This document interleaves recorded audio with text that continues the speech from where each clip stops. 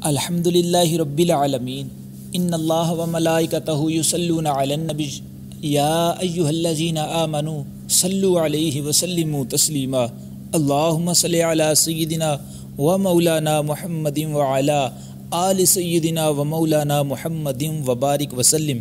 اللہ رب العالمین کی حمد و ثناء کے بعد حضور علی نبینا علیہ الصلوۃ والسلام کی ذات مبارکہ پہ درود و سلام کا نذرانہ پیش کرنے کے بعد آپ احباب کی خدمت میں السلام علیکم ورحمۃ اللہ وبرکاتہ۔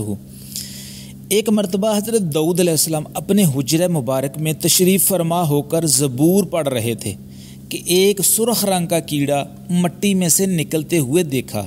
آپ نے اپنے دل میں کہا اللہ تعالیٰ نے بھلا اس کیڑے کو کس لیے پیدا کیا ہوگا؟ اللہ تعالیٰ نے کیڑے کو قوت گویائی، بولنے کی طاقت عطا فرمائی۔ چنانچہ کیڑا بولا، اے اللہ کے نبی، میرا دل ایسا ہے کہ اللہ تعالیٰ نے میرے دل میں اس بات کو ڈال دیا ہے کہ میں روزانہ 1000 مرتبہ یہ تسبیح پڑھا کروں، سبحان اللہ والحمد للہ ولا الہ الا اللہ واللہ اکبر۔ اللہ پاک ہے اور تعریف اللہ کی ہے اور اللہ کے سوا کوئی معبود نہیں اور اللہ سب سے بڑا ہے۔ جبکہ میری رات اس طرح گزرتی ہے کہ رات کے وقت پروردگار عالم نے میرے دل میں اس بات کو ڈال دیا ہے کہ میں ہر شب کو ایک رات میں 1000 مرتبہ یہ درود پڑھوں، اللہم صلی علی محمد النبی الامی وعلی آلہ واصحابہ وسلم۔ اے اللہ، حضرت محمد صلی اللہ تعالیٰ علیہ وآلہ وسلم نبی امت پر رحمت بھیج اور آپ کی آل اور آپ کے صحابہ کرام رضوان اللہ تعالیٰ علیہم اجمعین پر سلامتی بھیج۔ اب آپ ارشاد فرمائیے آپ کیا پڑھتے ہیں تاکہ میں بھی آپ سے استفادہ حاصل کروں۔ حضرت داؤد علیہ السلام اس کیڑے کو حقیر سمجھنے پر نادم ہوئے، شرمندہ ہوئے، اللہ تعالیٰ سے ڈرے اور توبہ کی اور اسی پر توکل کیا۔ اسی طرح کا ایک اور واقعہ حضرت ابراہیم علیہ السلام کے ڈر کا بھی سن لیجئے۔ آپ حضرت ابراہیم خلیل اللہ علیہ نبی جنا علیہ السلام جب کبھی لغزش کے بارے میں سنتے تو ان کا دل، ان کا قلب اس قدر جوش مارتا کہ اس کی آواز بہت دور تک سنی جاتی۔ ان کا یہ حال دیکھ کر اللہ تعالیٰ نے جبریل علیہ السلام کو ان کے پاس بھیجا۔ حضرت جبریل علیہ السلام نے آپ سے آ کے عرض کیا کہ اللہ تعالیٰ آپ کو سلام کہتا ہے اور ارشاد فرماتا ہے کہ کیا کبھی دوست بھی دوست سے ڈرتا ہے؟ آپ نے فرمایا، اے جبریل، جب میں کبھی لغزشوں کو یاد کرتا ہوں اور اللہ تعالیٰ کی عذاب پر غور کرتا ہوں تو اللہ تعالیٰ کی دوستی کو بھول جاتا ہوں۔ اللہ اکبر۔ اب سن لیجئے، غور کیجئے، جب انبیاء کرام علیہم السلام، اولیاء کرام، صالحین عظام، زاہدین رحمت اللہ تعالی علیہم اجمعین کا یہ حال ہے تو ہماری حالت کیا ہونی چاہیے؟ فرمایا جاتا ہے 7 باتوں سے اللہ تعالیٰ کے ڈر کا پتہ چل جاتا ہے کہ کون اللہ تعالیٰ سے ڈرتا ہے۔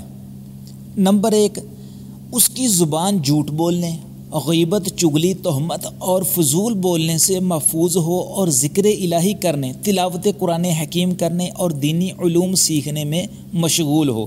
نمبر 2، اس کے دل میں دشمنی، بہتان اور مسلمان بھائیوں کا حسد نکل جائے، کیونکہ حسد نیکیوں کو کھا جاتا ہے، جیسا کہ رسول کریم علیہ السلام کا فرمان ہے، حسد نیکیوں کو اس طرح کھا جاتا ہے جیسے آگ لکڑی کو کھا جاتی ہے۔ معلوم ہونا چاہیے کہ حسد دل کی بدترین بیماریوں میں سے ایک بیماری ہے اور امراض قلب کا علاج صرف علم و عمل سے ہی ہو سکتا ہے۔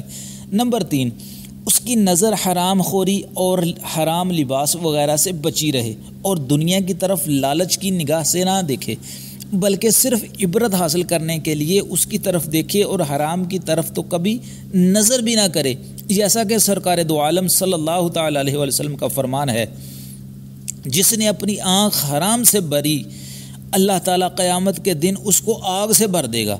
نمبر 4، اس کے پیٹ میں حرام غذا نہ جائے، یہ کبیرہ گناہ ہے۔ رسول کریم علیہ السلام کا فرمان ہے، بنی آدم کے شکم میں جب لقمہ حرام پڑا تو زمین و آسمان کا ہر فرشتہ اس پر لعنت کرے گا جب تک کہ وہ لقمہ اس کے پیٹ میں رہے گا، اور اگر اسی حالت میں مر گیا تو اس کا ٹھکانہ جہنم ہے۔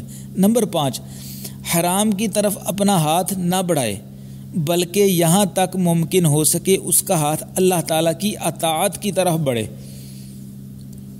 حضرت کعب بن احبار رضی اللہ تعالیٰ عنہ سے روایت ہے کہ اللہ تعالیٰ نے سبز موتی یعنی زبرجد کا محل پیدا فرمایا، اس میں 70,000 گھر ہیں اور ہر گھر میں 70,000 کمرے ہیں، اس میں صرف وہی شخص داخل ہوگا جس کے سامنے حرام پیش کیا جائے اور وہ صرف اللہ تعالیٰ کے خوف کے باعث اسے قبول نہ کرے۔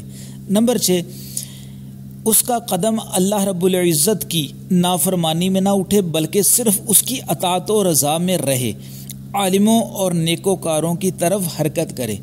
نمبر 7، انسان کو چاہیے کہ خالص اللہ رب العزت کے لیے عبادت کرے، ریاکاری اور منافقت سے اجتناب کرے۔ اگر یہ کر لیا تو اس کا شمار ان لوگوں میں ہوگا جن کے بارے میں ارشاد ربانی ہے، وَلَلْآخِرَةُ عِنْدَ رَبِّكَ لِلْمُتَّقِينَ، اور تیرے پروردگار کے نزدیک آخرت ڈرنے والوں کے لیے ہے۔ دوسرے مقام پہ ارشاد فرمایا، ان المتقین فی مقام امین، بے شک تقوی والے امن والے مقام میں ہوں گے۔ اللہ تعالیٰ کی بارگاہ میں دعا ہے اللہ تعالیٰ ہم سب کے دلوں میں اپنا ڈر اور خوف ڈال دے۔ آمین برحمتک یا ارحم الراحمین۔